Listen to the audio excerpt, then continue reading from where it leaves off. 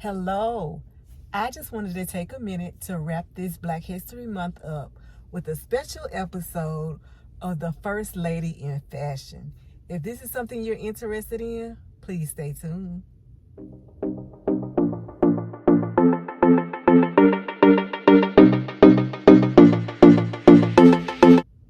All right, guys, I'm in my car just so we can have a little quiet time.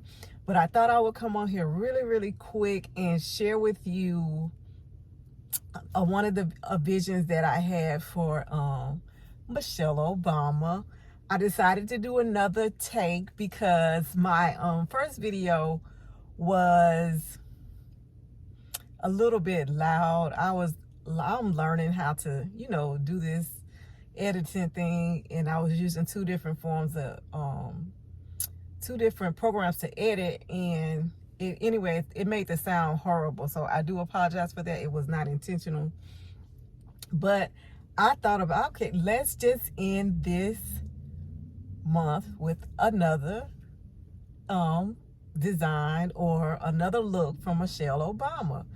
So I saw Michelle Obama in this wrap dress, and I thought it was super cute.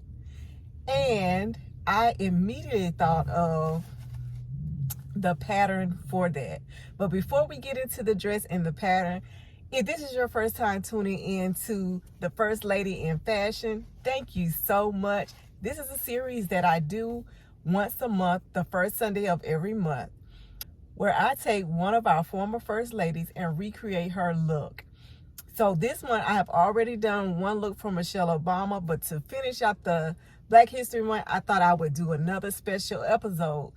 And there will be other special episodes in between the episodes that will be on the first Sunday of each month. I know I do have two more special episodes that will be sprinkled in throughout the year. There may be more depending on if I get someone else, and I'm just super excited about their looks, and I want to create more than one look. So anyway, I saw this wrap dress on Michelle Obama. I thought it was amazing on her.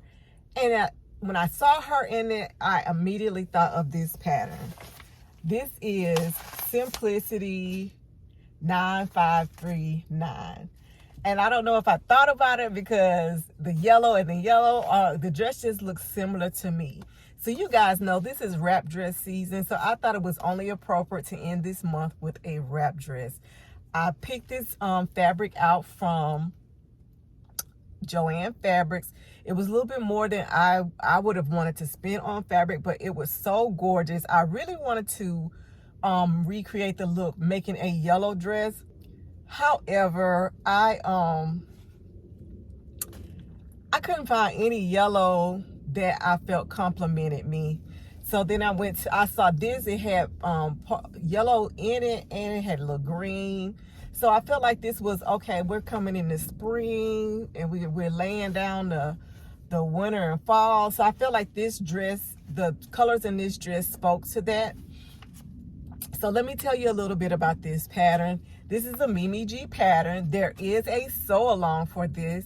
And yes, I did use a sew along. I watched the sew along a couple of times. I read through the instructions.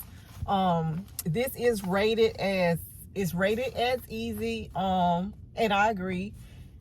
With easy, I will tell you this. I think sometimes we confuse easy with quick, and easy and quick doesn't necessarily go in the same sentence when it comes to a pattern. This pattern does have 14 pattern pieces, I believe. I believe it's 14 pieces. Let me look. Yeah, it was about 14 pieces. But 12 pieces, because 2 pieces are, one is the elastic guide and one is the guide for the inside tab. Now, what I did differently is on the dress, the portion that wraps around to your side to tie to the other side, that does not call for a facing. I created a facing because when you get ready to do the ties, she just have you do like a what do you call it, a rolled hem. I can't think of what you call it, but it's like a narrow hem.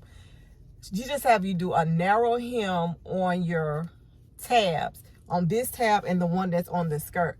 Well, my fabric was one-sided, so the print was on one side and the other side was white, and to keep you from seeing that white when I had my tabs, I just created a facing for the large skirt portion, and I created a facing for the short tab that it calls for you to make. So let me see if I can get those pieces for you. So piece number 3 and piece number 10, I created facings for. For piece number 3, that is the tab portion. If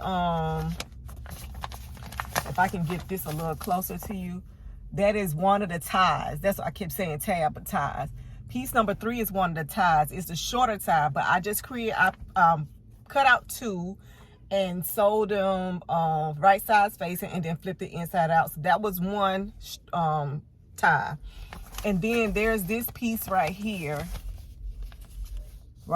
So this part extending is the tie for the front, one of the front flaps of the skirt.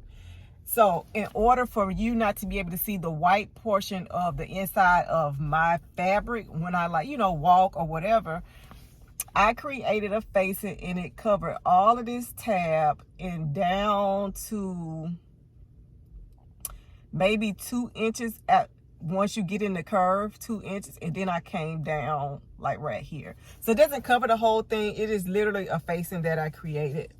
I think those were and the other thing that I did differently that I think I probably did it on mistake was piece 14. I couldn't find it, so I'm assuming that I didn't cut it out and I threw it away when I was throwing away the excess tissue from cutting out my pattern, which is fine. I created my own inside tab. I think in the video she tells you to use a ribbon, or you can use I think she even gives you like where you could put a button on the inside and make a buttonhole on one tab. Anyway, I didn't do that. I just created my own little ties from extra fabric that I had left from this material, which is very little. So I really got like just enough to make this dress. But I created the ties, and the ties are sewn on the inside, and those were the only things that I did differently.